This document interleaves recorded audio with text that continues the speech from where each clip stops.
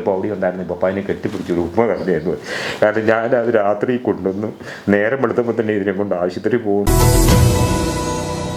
ഈ കൊണ്ടുവന്ന് കഴിഞ്ഞിട്ട് ആ ആഴ്ച തന്നെ ചുങ്കമ്പള്ളി വികാരി അച്ഛൻ്റെ ഇരിക്കും നിന്നെ പോലെ സംഭവം ഉണ്ടായത്. അവിടെ ചെന്ന് പറഞ്ഞു, നേരെ അച്ഛൻ പറഞ്ഞു എന്നാ കുറച്ച് നാളങ്ങ് അകന്ന് നിൽക്കുക, അത് കഴിയുമ്പോൾ ഒക്കെ ശരിയാവും എന്നൊക്കെ പറഞ്ഞു. ആ പുള്ളി പറഞ്ഞു വിട്ടു. ആ പുള്ളിയോട് ചരിത്രമെല്ലാം പറഞ്ഞു. പുള്ളി എന്നാലും വന്നിട്ട് കുറേ ആയാലെന്ന് പറഞ്ഞു. പിന്നെ ഇവരെ പറ്റി എഴുതുമ്പോഴൊക്കെ എൻ്റെ വികാരിച്ചിട്ടിരിക്കും വന്ന് ഞാൻ പറഞ്ഞു ഇന്നോലെ അവിടെ നിന്നോലെ ഇറക്കി വിട്ട് ഞാൻ കൂട്ടിക്കൊണ്ട് പോകുന്നു. എൻ്റെ കൊച്ചിനും പിള്ളേരും ഉണ്ട്, അവർക്ക് ഒരു പണി വേണം.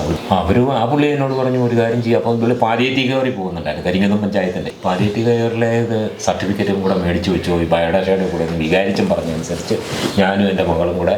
പക്ഷേ അവിടുത്തെ ലെറ്റർ ഹെഡിൽ ഉണ്ടാക്കിയിട്ട് എഴുതി സീല് വെച്ച് ഒപ്പിടുകയാണ് ചെയ്ത്. അതുകൊണ്ട് ഇവിടെ വന്നപ്പോൾ അതുപോലെ ടൈപ്പ് ചെയ്ത് വേണമെന്ന് പറഞ്ഞു. വീണ്ടും ഞാനും മകളും കൂടെ അവിടെ ചെന്നിട്ട് പിന്നെ ഈ ടുഹാൻ തോമസ് എന്ന് പറഞ്ഞ കരിങ്ങുന്നം പഞ്ചായത്ത് പ്രസിഡന്റ് ടൈപ്പ് ചെയ്ത് റെഡിയാകും. അപ്പോൾ ആ പുള്ളിയുടെ എനിക്ക് ശരിക്കും പറഞ്ഞ ഒരു 4-5 പ്രാവശ്യം ഞാൻ പോയി. വികാരിച്ചനെ ഇതൊക്കെ കണ്ടേച്ച് വികാരിച്ചനെ കാണിച്ചിട്ട് വികാരിച്ച് അസിസ്റ്റന്റ് ഡയറക്ടർ ഏരിയയിലോട്ട് യുനുകാവ് എന്ന് പറഞ്ഞ അച്ഛൻ്റെ ഏരിയയിലോട്ട് വിട്ടു.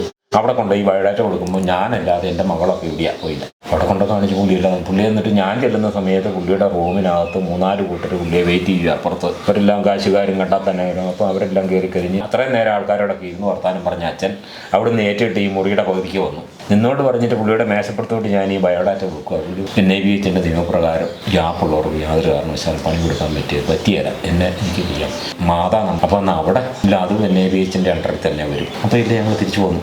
ഞാൻ പിറ്റേ ദിവസം ചെന്നു. പിന്നെ ഈ ബയോഡാറ്റ നമ്മൾ ഇച്ചിരി പൈസ മുടക്കാതെ ബയോഡാറ്റ എല്ലാം ഉണ്ടാക്കി കൊടുക്കാണ്.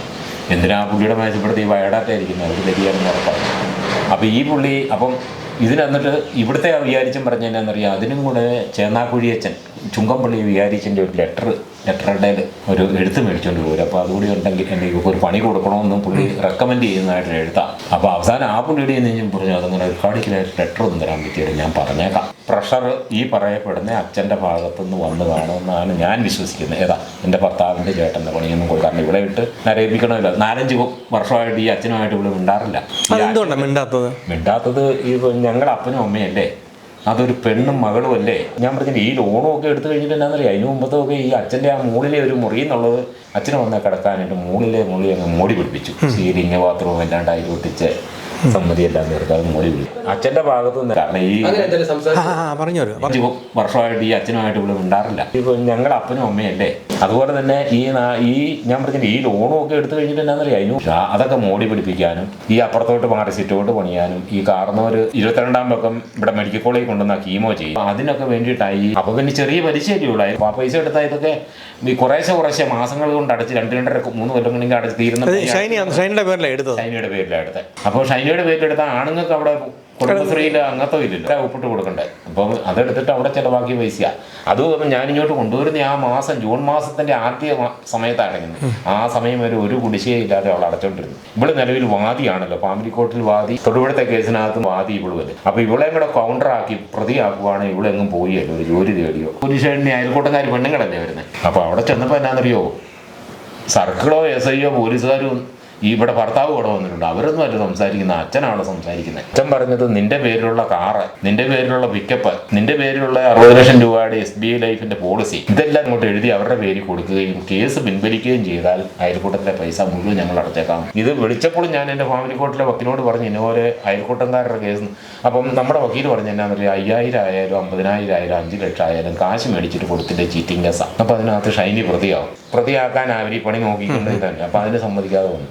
അതുപോലെ തന്നെ ഞാൻ ആ സമയത്ത് എൻ്റെ വക്കീലിനെ കൊണ്ട് 2 ലെറ്റർ കരിങ്ങുന്നം പോലീസ് സ്റ്റേഷനിലെ SI സർക്കിളിനും ഇടുക്കി SPക്കും ഇതിലൊക്കെ പറഞ്ഞ് അവിടെ ചെന്നാൽ നമ്മൾ പരാതി കൊടുത്തു കഴിഞ്ഞാൽ അവിടുത്തെ SPയോ SIയോ അനുസരിച്ചിട്ട് വണ്ടി 2 നിങ്ങൾക്ക് എടുത്ത് തരണം. വണ്ടി അവിടെ ഇട്ടിട്ട് ഇവിളിഞ്ഞ് പോരുകയും ചെയ്തിട്ട് മാസങ്ങളായി. ഇവർ ഈ അട്ടപ്പാടിയിലൊക്കെ ഇവന് അവധിക്ക് വരുമ്പോൾ പോകുമായിരുന്നു. ചാവ് കിട്ടിയാൽ ആരെങ്കിലും ഇടിച്ചൊരു അപകടം ഉണ്ടായാൽ പിന്നെ ഇവർ ഈ കാറും ഒക്കെ ആയിട്ട് ഇവർ പോകുന്ന ഒരു പരിപാടി ഉണ്ടായിരുന്നു. അട്ടപ്പാടിക്ക് പോകുമായിരുന്നു കൂട്ടുകാർ കൂടി, ഈ അനൂപടക്കം. അട്ടപ്പാടി പോയി കള്ളു കുടിച്ച് വെടിവെച്ച് കാട്ട് ഇറച്ചിയൊക്കെ തിന്ന് സൂചിച്ച് വരുമായിരുന്നു ഈ വരുന്ന 1 മാസം ഇവിടെ നിൽക്കുന്ന സമയത്ത്.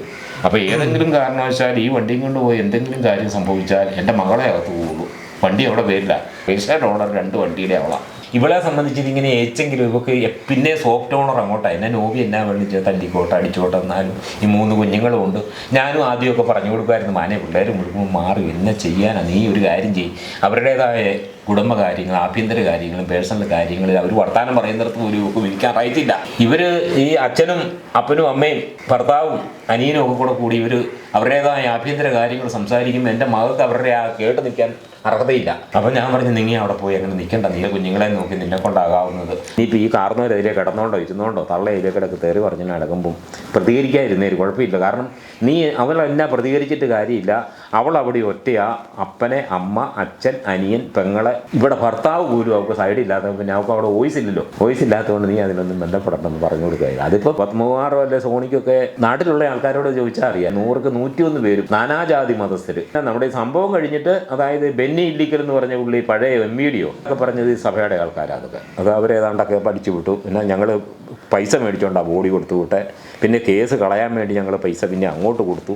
അങ്ങനെയൊക്കെ കുറേ കാര്യങ്ങൾ അടിച്ചിറക്കി. അതിൻ്റെ ഒന്നും മറുപടിയൊന്നും പറയാനായിട്ട് നമ്മൾ ആളല്ലാത്തതുകൊണ്ടും, പിന്നെ എന്നാണെന്നറിയാം, ഈ സംഭവം നടത്തു കഴിഞ്ഞ് എൻ്റെ മക്കളും എൻ്റെ രണ്ടാമത്തെ മകളെ കെട്ടിയതിനൊക്കെ പപ്പ ഈ ചാനൽ കാരണം ഞാൻ മടുത്തു പോയായിരുന്നു. അച്ചു വരച്ചുകൊണ്ടിരുന്നപ്പം ഈ ഷർട്ട് പോലും ഇല്ലാതെ ഇവിടെ തോർത്തും തോളയിട്ട് ഒരു കരിമൂലം എടുത്തിരിക്കുമ്പം എത്ര പേരാണെന്നറിയോ, എനിക്ക് തോന്നുന്നൊരു 5-6 ചാനലുകാർ.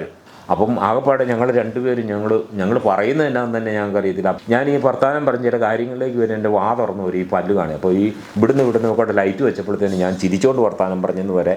അല്ല, ഈ പൈസ ആ പൈസ നിങ്ങളെ ഇങ്ങോട്ട് കൊണ്ടുവന്നതാണോ? കൊണ്ടുവന്നു. അപ്പോഴാണ് ചേട്ടൻ അതൊരു പുച്ഛത്തോടെ ചോദിച്ചതാണ്. അല്ല, ഈ പൈസ എന്തിനാ ഞങ്ങൾക്ക്? അത് എനിക്ക് വേണ്ട. കാരണം ഞാൻ എന്താണെന്നറിയാം, എൻ്റെ മക്കളും അവിടുന്ന് 100 രൂപ വണ്ടിക്കൂലി മുടക്കി ഇവിടെ വന്നാൽ, ഞാൻ കണക്ക് പറയുന്നതല്ല, 100 മുടക്കിയ വണ്ടിക്കൂലി മുടക്കിയാൽ ഞാൻ പോകുമ്പോൾ മന ഇരുന്നോട്ടെന്ന് പറഞ്ഞ് 500 കൊടുത്തു വിടുക. പറമ്പിൽ കിട്ടുന്ന സാധനങ്ങളും വീട്ടിലുണ്ടാക്കുന്നേ കഴിക്കാവുള്ളൂ. അപ്പോൾ ഞാൻ അവിടെ ഇറങ്ങിയ കോലാനിലെ കടയിൽ നിന്ന് നല്ലപോലെ അത് കിട്ടുന്ന സാധനങ്ങൾ 5-6 കൂട്ടം മേടിച്ചുകൊണ്ടേ തരുള്ളൂ. അതാ ഫ്രിഡ്ജിൻ്റെ പൊക്കത്തിലൊക്കെ കൊണ്ട് കൊടുത്താൽ നിങ്ങൾക്ക് വലിയ വരുന്നു. പടക്കടം വിട്ടു വന്ന പപ്പായും മമ്മിയും വന്നിട്ടുണ്ടെന്ന് പറയുകയാണെന്നല്ലേ അവർക്കറിയാം എന്നെ കാണുമെന്ന്. നിങ്ങൾക്ക് അല്ലാതെ മേടിച്ച് കൊടുക്കുകയൊന്നുമില്ല. അപ്പോൾ അത് നിങ്ങൾക്ക് കൊതിയായിരുന്നു. പിന്നെ പോയിട്ട് ഒരു പെരുന്നാളോ അങ്ങനെയുള്ള കാര്യത്തിൽ ചെന്നാലും ഞാൻ പിള്ളേർക്ക് ഒക്കെ കൊടുത്ത് അവർക്കും പൈസ കൊടുത്തിട്ടേ വരുള്ളൂ. അപ്പോൾ അതുകൊണ്ടാണ് ഞാൻ അന്നേരം അങ്ങ് ചോദിച്ചു, എനിക്ക് അവരുടെ പൈസ എന്നാത്തിനാണ്, ഞാൻ എൻ്റെ മകൾക്ക് അങ്ങോട്ടല്ലേ കൊടുക്കണ്ടേ. 50 കിലോ ഉണക്കുകപ്പ് പോലും ഈ നോബിയും കൂടെ കൂടി അവരുടെ കാറ് 50 കിലോ ഉണക്കുകപ്പ് 40 കിലോ എൻ്റെ അമേരിക്കക്കാരനെ കൊണ്ടുപോകാന്നൊക്കെ പറഞ്ഞ് അവർ ഫോണിൽ കൂടെ സംസാരിച്ചനുസരിച്ചാണ് 10 കിലോ ഞങ്ങൾക്ക് വന്നു പറഞ്ഞ് 50 കിലോ പ്ലാസ്റ്റിക് ബാഗിനകത്ത് കപ്പയായിട്ട് ഇവിടെ വന്നിട്ട് അപ്പോഴേ ഞാൻ 50 കിലോ കപ്പയ്ക്ക് 5000 രൂപ എൻ്റെ മകളുടെയും എൻ്റെ മകളുടെ കെട്ടിയവൻ്റെയും സംശയത്തിൽ ഈ മുറിയിൽ ഇതുപോലെ അവൻ അവിടെ ഇരിക്കുമ്പോൾ അങ്ങോട്ട് അവിടെയും കൊടുത്തു, അവളത് അവൻ്റെയും കൊടുത്തു. അത് ഞാൻ അന്നേരം അവിടെ പറയേണ്ടി വന്നു. എനിക്ക് ഇത് കണക്ക് പറഞ്ഞതല്ല, ഈ ഇത് നിങ്ങൾ അവിടുത്തെ കാശ് ഇവിടെ മേടിച്ച് ചിലവാക്കിയാണെന്ന് ചോദിച്ചപ്പോൾ എനിക്ക് അന്നേരം എൻ്റെ മനസ്സിൽ വന്നത് അതാ. ഞങ്ങൾക്ക് ഇവിടെ എന്നാന്ന് പറയുക നല്ല സുഹൃത്തുക്കളും ഇവിടെയൊക്കെ ഈ അയൽക്കത്തൊക്കെ തിരക്കാൻ അറിയാം. പിന്നെ ഈ തൊട്ടടുത്ത് താമസിക്കുന്ന പുള്ളി ഞാനുമായിട്ട് ഈ പുള്ളിയുടെ വന്ന കാലം മുതൽ പ്രശ്നങ്ങൾ. അത് നിങ്ങളിവിടെ ഇറങ്ങിയാൽക്കറിയാം. ഇതുകൊണ്ട് മതിലെ ചേർത്ത് ഇവിടെ ഒരു ഷെഡ്, അത് കഴിഞ്ഞിട്ട് ഈ പയ്യനിരിക്കുന്നതിൻ്റെ നേരെ പുറകിൽ ഒരു ബാത്റൂമാണ്. അത് കഴിഞ്ഞിട്ട് പിന്നെ ഉണ്ടാക്കി വെച്ചൊരു ഏതാണ്ട് പണിയാൻ വന്നപ്പോൾ ഞാൻ ഉടക്ക് വെച്ച് കാരണം പുള്ളി ഒരു താമരക്കുളം പോലെ ഒരു കിണർ പോലെ ഉണ്ടാക്കി വെച്ചു. അവിടെ നിന്ന് അങ്ങോട്ട് ഇറങ്ങിച്ചെല്ലുമ്പോൾ മീൻ വളർത്തുന്ന കുളം ഭയങ്കര ഈ മുറിയെ കഴിഞ്ഞ് 3 ഇരട്ടി വലുപ്പത്തിൽ എൻ്റെ അതിരി ചേർത്ത് 2 അടി പോലും വിടാതെ കുഴി, ഒരാൾ 1.5 ആഴ്ച താഴ്ച കുഴി ഉണ്ടാക്കി അതിനകത്ത് മീൻ വളർത്തുന്നു. ഇതും കഴിഞ്ഞ് അങ്ങേയറ്റത്ത് ഈ മതിലിനോട് ചേർത്താണ് ഈ നമ്മളെ ഗ്യാസ് വേസ്റ്റ് കൊണ്ടിൻ്റെ ഗ്യാസ് കൊണ്ടുവന്ന്. അപ്പോൾ എൻ്റെ മകളവിടെ ജോലി ചെയ്യുന്നെങ്കിലും ഞങ്ങൾക്ക് ഇവിടെ മണം കാരണം നിൽക്കാതെ വന്നപ്പോൾ ഞാനില്ല തൊട്ടടുത്ത വീട്ടുകാരൻ ഇവിടെയുള്ള മണം കാരണം സഹിക്കാൻ മേലാത്ത വീട്ടുകാരെല്ലാം കൂടെ എൻ്റെ പുറകെ വന്നപ്പോൾ ഞാൻ പിന്നെ നിന്ന് ഒരു പെറ്റീഷൻ എഴുതി ഹെൽത്തി കൊടുത്തു എന്നുള്ളത് ശരിയാണ്. അതിൻ്റെ പേര് എൻ്റെ മകളെ അവിടെ നിന്ന് ആ മാസം പറഞ്ഞു വിട്ടു. അത് സ്വിറ്റ്സർലൻഡിൽ നിന്ന് വിളിച്ച് ചെയ്തിട്ട് ഈ പുള്ളിയുടെ ഭാര്യയെ വിളിച്ച് പറയാം. അപ്പോൾ ഭാര്യയുടെ അപ്പോയിൻറ്റ് ചെയ്ത പുള്ളിക്കാരിയായി 4-ാം മാസം ജോലി അവിടെ ചെന്നപ്പോൾ വിളിച്ച് പറഞ്ഞ് എൻ്റെ പപ്പ ഞങ്ങളുടെ പേര് ഹെൽത്തി പരാതി കൊടുത്തു, അതുകൊണ്ട് ഈ മാസം കൊണ്ട് പണി നിർത്തിക്കോണം, ഇനി ഇവിടെ ജോലി ചെയ്യാൻ പറ്റിയെന്ന് അങ്ങനെ ഇറങ്ങിപ്പോകുന്നു. അപ്പോൾ കാരിത്താസും മാതായും കഴിഞ്ഞിട്ട് പിന്നെ ഞാൻ വീണ്ടും ഒരു 10 ആശുപത്രി പണി തപ്പിപ്പോയി. ഇന്നൊന്നും കിട്ടിയില്ല. 2 വൃദ്ധവന്ദനം വഴി വിളിച്ച് ചോദിച്ചത് ഇവിടെ കൊണ്ടുവന്നിട്ട് ഞാൻ എൻ്റെ മകനൊക്കെ വന്നിട്ട് വിളിച്ച് പറഞ്ഞു ഞങ്ങളിപ്പോൾ അവിടെ ഉണ്ടായിരുന്നു, പപ്പാനെ കെട്ടിപ്പിടിച്ചൊരു ഉപ്പ കറിയായിരുന്നു. കാരണം ഞാനത് രാത്രി കൊണ്ടുവന്നു, നേരം വെളുത്തപ്പോൾ തന്നെ ഇതിനെ കൊണ്ട് ആശുപത്രി പോകുന്നു, അവിടുത്തെ ഇൻറ്റിമേഷൻ പോകുന്നു, ആശുപത്രി പോകുന്നു. ഉച്ച കഴിഞ്ഞ് വന്ന് അന്നേരം ഞാൻ ഹോളിക്രോസ് സ്കൂളിൽ പോയി. ഇവർക്ക് സ്കൂൾ തുടങ്ങിയായിരുന്നല്ലോ, അഡ്മിഷന് വേണ്ടി ചോദിക്കുമെന്ന് പറഞ്ഞാൽ പിള്ളേരെ പിറ്റേ ദിവസം കൊണ്ടുവന്ന ഒരു ഇൻ്റർവ്യൂ ചോദ്യങ്ങളാണ്ടൊക്കെ ചോദിക്കാനാന്ന് പറഞ്ഞ് അവസാനം ബിന്ദു മാഡം പറഞ്ഞു ഓക്കെ ഞാൻ എടുക്കാമെന്ന് പറഞ്ഞു. 15-30,000 രൂപ ക്യാപിറ്റേഷൻ കൊടുക്കണം ഇവരുടെ. അപ്പം അതും കൂടെ സമ്മതിച്ചു കഴിഞ്ഞ് ഞാൻ പിന്നെ അന്ന് തന്നെ പിറ്റേ ദിവസം വൈകുന്നേരം തന്നെ വിട്ടുപോവുക. അതിൻ്റെ പിറ്റേ ദിവസം തന്നെ വൈകുന്നേരമായി അവിടെ ചെന്നപ്പോൾ തൊടുപുഴ സ്റ്റേഷനിൽ ചെന്നിട്ട് നമ്മൾ മേരിലാൻഡിൽ ചെല്ലുമ്പോൾ അതൊരു വ്യക്തി നടത്തുന്ന മറ്റാ ഒരു സാറും പുള്ളിയുടെ മക്കളും കൂടെ മേരിലാൻഡ് എന്ന് പറഞ്ഞ CBSE സ്കൂള്. അവിടെ ചെന്നിട്ട് ഇന്നിനി തരിക. ഞാൻ പറഞ്ഞു ഞങ്ങൾ ഇനി അവിടെ നിന്ന് ഇവിടെ വരെ വന്നാൽ ഞാൻ എൻ്റെ കൊച്ചിനെ കൂടെ കൊണ്ടുപോയി എനിക്ക് പിള്ളേരെ TCക്ക് പോയതാണ്. ആ TC മേടിച്ചു, പിള്ളേരോടെ കൊണ്ട് ഞാൻ പിറ്റേ ദിവസം തന്നെ ചേർത്തു, ക്യാപിറ്റേഷൻ കൊടുത്തു, പുസ്തകത്തിനുള്ള കാശ് കൊടുത്തു, ആദ്യത്തെ ഫീസ് കൊടുത്തു, പിന്നെ യൂണിഫോമിനുള്ള അവിടെ കൊണ്ട് കൊടുത്തു. ഇതിനിടയ്ക്ക് ഫാമിലി കോർട്ടിലെ ഈ അടുത്തുള്ളൊരു വക്കീലിൻ്റെ പിന്നെ അവിടെ പോയി വിവരങ്ങളെല്ലാം സംസാരിച്ചു. അവിടെ പോകുന്നു, എന്നിട്ട് ജോലി തപ്പി നടക്കുന്നു. കാരണം ഇവിടെ ചുമ്മാ ഇരുന്നാലും ഇതാകിയല്ലേ, ഇവിടെ വന്നിട്ട് എന്തെങ്കിലും. അപ്പം ഞാനിവിടെ കൂട്ടിക്കൊണ്ട് പോരുമ്പോൾ എൻ്റെ ഉള്ളിൻ്റെ ഉള്ളിലാന്ന് പറയാം, ഞാനൊരു ജ്ഞാനായക്കാരനാണ്, കോട്ടയം രൂപതക്കാരനാണ്, ഈ കാരിത്താസ് പള്ളി ഇടവക്കാരനാണ്. 2009 മുതൽ 2005 ഞാൻ 20 വർഷമായി മേടിച്ചിട്ട്. ഞാനവിടെ കൈക്കാരനായിട്ടൊക്കെ ഇരുന്ന എൻ്റെ മകൾക്ക് അവിടെ ചെന്നാൽ ഒരു മണി കിട്ടുമെന്ന് എനിക്ക് 100% വിശ്വാസം. പക്ഷേ ഇവരെല്ലാം കൂടെ കൂടി തന്നില്ല. എന്നിട്ട് വീണ്ടും കണ്ടിട്ട് ഈ സംഭവം എല്ലാം നടന്നു കഴിഞ്ഞപ്പോൾ അവർ പറഞ്ഞത് മുഴുവൻ കള്ളത്തര സഭ. ആദ്യം NABH പറഞ്ഞു. NABHനകത്ത് അങ്ങനെ ഒരു റൂളേ ഇല്ല. BSc നേഴ്സിൻ്റെ സർട്ടിഫിക്കറ്റിനാണ് വരാം. അത് അവിടെ കാരിത്താസിൻ്റെ പോളിസിയാണെന്ന് പറഞ്ഞ് പിന്നെ വിട്ടു. പിന്നെ ഇവിടെ കാരിത്താസിൽ ഇറക്കി വിട്ട് ഞങ്ങൾ 21,000 രൂപയ്ക്ക് ജോലി കൊടുത്തതാണ്. അത് കഴിഞ്ഞ് നേഴ്സായിട്ട് കിടക്കുക, ഇനിയിപ്പോൾ ANM ആയിട്ട്. പക്ഷേ അങ്ങനെയൊന്നുമല്ല, 2 സ്ഥലത്തും ഇല്ലാന്നോട് തിരിച്ചു വിട്ട് ഞാൻ ഈ ബയോഡാറ്റ എടുത്തുകൊണ്ട് പോകുന്നു. കുറേ ദിവസം കഴിഞ്ഞപ്പോൾ അവിടുന്ന് ഒരു സെക്യുലറിലെ ഒരു സിസ്റ്ററിനെ ഇവിടെ വന്ന് ഷൈനിയോട് എന്നോടൊക്കെ വർത്താനം പറഞ്ഞ് തിരിച്ചു പോയി. കുറച്ച് ദിവസം കഴിഞ്ഞപ്പോൾ ആ പുള്ളിക്കാരത്തി ഇവളോട് ഒരു ബയോഡാറ്റയായിട്ട് അങ്ങോട്ടും എല്ലാം പറഞ്ഞു. അവിടെ ചെന്നെല്ലാം പറഞ്ഞിട്ട് ആ പുള്ളിക്കാരത്തി പറഞ്ഞാൽ ഇപ്പോൾ കാരിത്താസ് നിലവിൽ കൈപ്പുഴ ഹോസ്പിറ്റലിലെ, അതുപോലെ പുത്തനങ്ങാടി ഒരു ആശുപത്രിയിലെ, കോട്ടയത്ത് കളത്തിപ്പൊടി അതെല്ലാം എടുത്ത് ഇപ്പോൾ കാരിത്താസ് കടങ്ങൂരത്ത് വേറെയാണ്, ഡിസ്റ്റേഷൻ കോൺഗ്രിഗേഷൻ്റെ. അപ്പോൾ അതെല്ലാം ഇവരെടുത്ത് നടത്തുന്നതുകൊണ്ട് അവസാനം ഈ വിളിപ്പിച്ച് കഴിഞ്ഞിട്ട് ഇതെല്ലാം കഴിഞ്ഞിട്ട് എൻ്റെ മകൾ വന്നിട്ട് പറഞ്ഞു കൈപ്പുഴ ആശുപത്രി വേക്കൻസി ഇല്ല, വേക്കൻസി വരുമ്പോൾ ANM ആയിട്ട് കൊടുക്കാവുന്നു. അപ്പോൾ അന്നേരം ഞാൻ എൻ്റെ ഓർത്ത് അന്നേരം ഇവിടുത്തെ പണിക്ക് പോകുന്നുണ്ടായിരുന്നു. ഇവിടുത്തെ പോയി കഴിഞ്ഞാൽ തിരക്ക്. അപ്പോൾ പിന്നെ ഞാൻ അടുത്ത ആശുപത്രി എല്ലാം നടന്നിട്ട് എല്ലാവരും ഗ്യാപ്പ് പറഞ്ഞിട്ട് ചെന്ന് കഴിഞ്ഞിട്ട് ഇതൊന്നും വേണ്ട. ഈ നോവി എൻ്റെ മകളുടെ ഭർത്താവിൻ്റെ അമ്മയുടെ ചേടത്തിയുടെ മകളുടെ ട്യൂട്ടറും കൂടെയാണ് ഈ കുച്ചിക്കൊന്ന ആശുപത്രി ലിറ്റിൽ റോട്ട് കടങ്ങൂർ. ആ പുള്ളിക്കാരത്തിൽ വിളിച്ച് പറഞ്ഞിട്ട് ഞാനും എൻ്റെ മകളും കൂടെ ബയോഡാറ്റ അടയ്ക്കുന്നുണ്ട്. പക്ഷേ അവിടെയും കയറി ഈ പുള്ളിക്കാരത്തി അവിടെ ഉള്ളതുകൊണ്ട് അത് വെട്ടിയവർ. ആ പുള്ളിക്കാരത്തിയോട് വിളിച്ച് പറഞ്ഞിട്ട് ഞാനും ഷൈനിയും കൂടി അവിടെ ചെല്ലുമായിരുന്നു. ആ പുള്ളിക്കാരത്തി അവിടെ നേഴ്സിംഗ് പഠിക്കുന്ന പിള്ളേരെ പഠിപ്പിക്കുന്ന ട്യൂട്ടറാ, സിസ്റ്റർ ജാനി മോളിന്നാ വിളി. ചേടത്തിയുടെ മകളാ, ചെറുപ്പക്കാരത്തിയാണ്. വിളിച്ചോണ്ട് പോയിട്ട് പിന്നെ തന്നില്ല, സംസാരിച്ചിട്ട് പോയിട്ട് കുറേ ദിവസം കഴിഞ്ഞിട്ട് ഫോൺ വിളിച്ച് പറയാ ഇത് ആ ബയോഡാറ്റ ആയിട്ടൊന്ന് വരാൻ. കാരണം ഈ ഗ്യാപ്പ് വീണ്ടും ഒരാ പ്രശ്നത്തിൽ തന്നെ നിൽക്കുക. അപ്പോൾ എനിക്ക് അതുകൊണ്ട് മാനസിക ബുദ്ധിമുട്ടി. അച്ഛൻ്റെ ഇരിക്കെ പോവുകയും ഞാൻ കുർബാന കാണുകയും കുർബാന കഴിക്കുകയും ചെയ്തവനാ. പിന്നെ ചോദിച്ചു ഇവരെ പോലെയുള്ള അച്ഛന്മാരുടെ കയ്യിൽ നിന്ന് ഞാൻ എന്തിനായി നാക്കലോട്ട് കുർബാന കഴിക്കുള്ളൂന്നേ, ഞാൻ എൻ്റെ ദൈവത്തോട് പ്രാർത്ഥിച്ചാൽ പോരെ.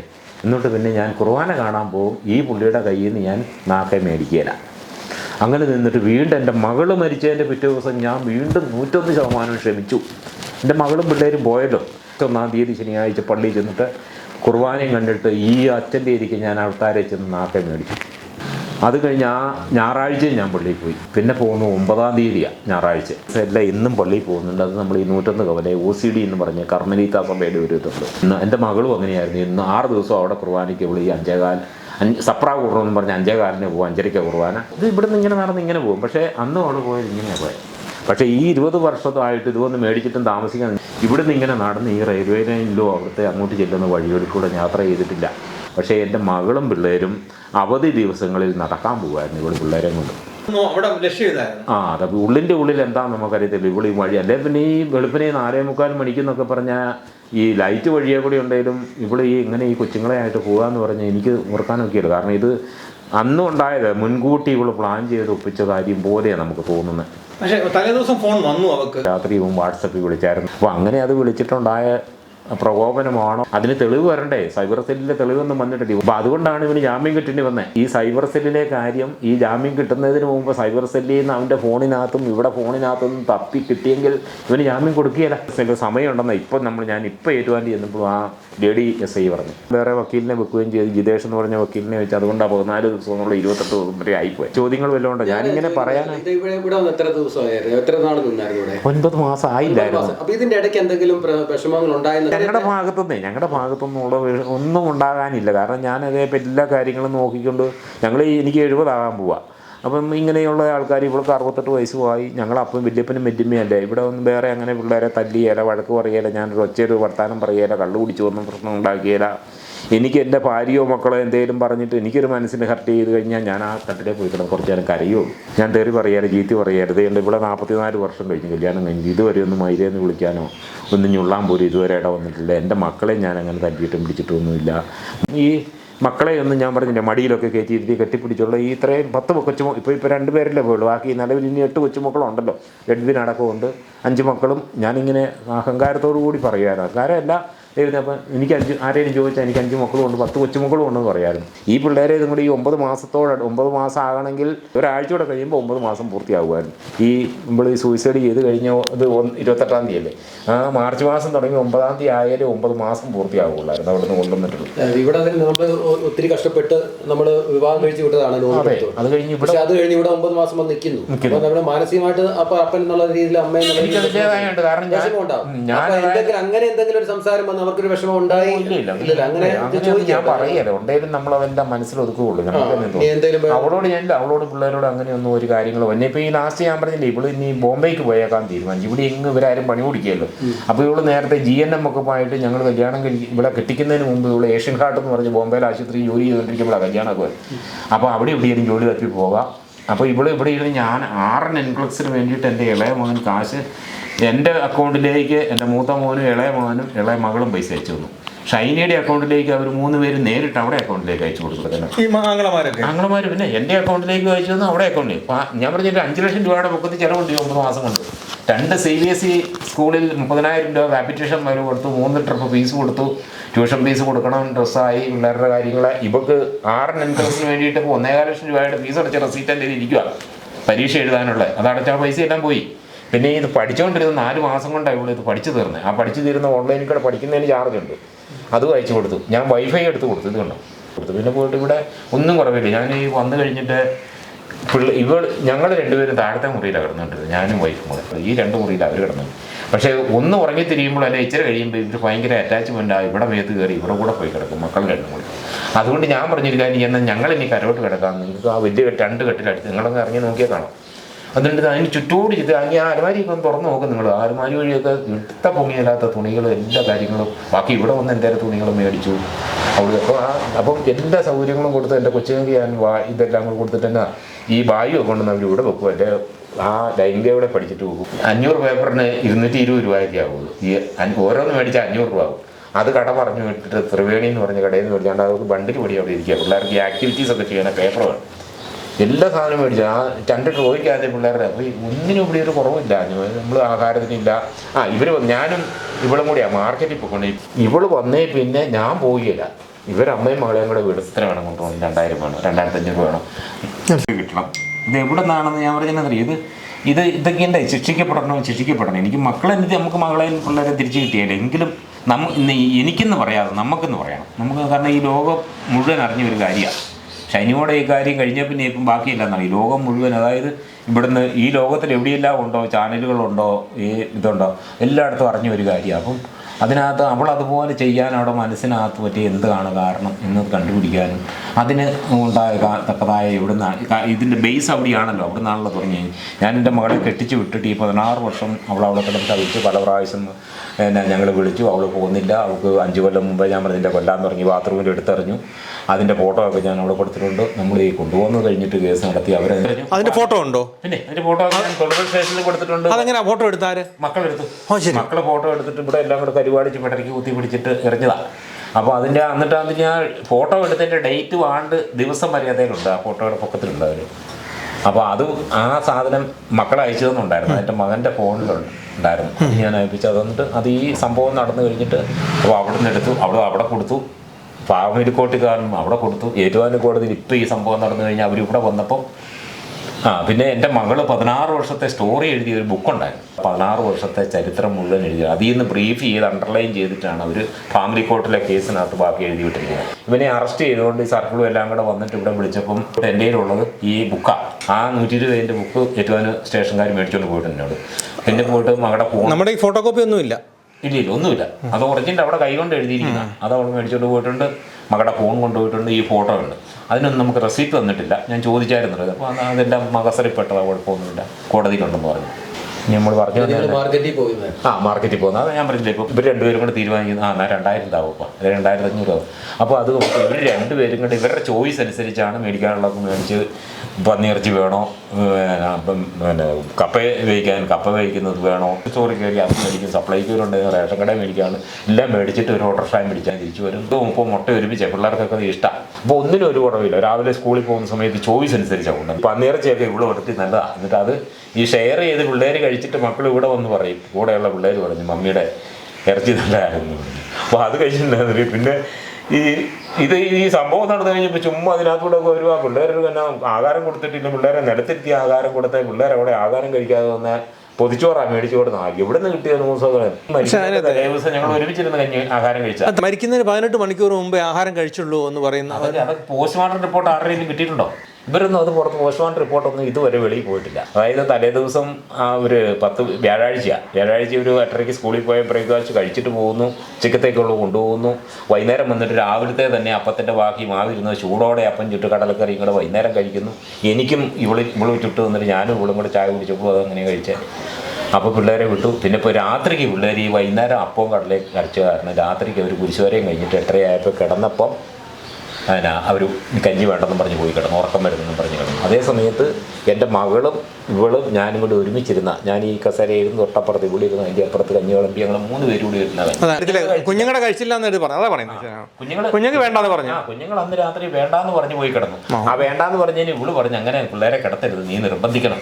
അപ്പോൾ അവള് പിള്ളേർക്ക് എനിക്ക് ഒരു പരിധി കൂടി വരുന്നത്, പിള്ളേർ ഭയങ്കര അറ്റാച്ച്മെന്റാണ്. അപ്പോൾ അത് നിർബന്ധം. ഇപ്പം ഇവള് പറഞ്ഞു പിള്ളേരെ നിർബന്ധിച്ച് കഴിപ്പിച്ചിട്ട് കിടക്കണം എന്നൊക്കെ പറഞ്ഞു. കഴിച്ചില്ല. ഷൈനിയും ഞങ്ങൾ രണ്ടുപേരും കൂടെ ഒരുമിച്ചിരുന്നു. കുഞ്ഞുങ്ങളുടെ കേസിലാവാം ഷൈനിയും മക്കളും അറിഞ്ഞുകൊണ്ടാണ് ഈ ആത്മഹത്യക്ക് ശ്രമിച്ചതെന്ന് തോന്നുന്നുണ്ടോ? അതോ കൂടുതൽ വാർത്തകളും വിശേഷങ്ങളും നിങ്ങൾക്ക് ലഭിക്കാൻ കേരളീയം ന്യൂസ് സബ്സ്ക്രൈബ് ചെയ്യുക, കൂടെ ബെൽ ബട്ടണും അമർത്തുക.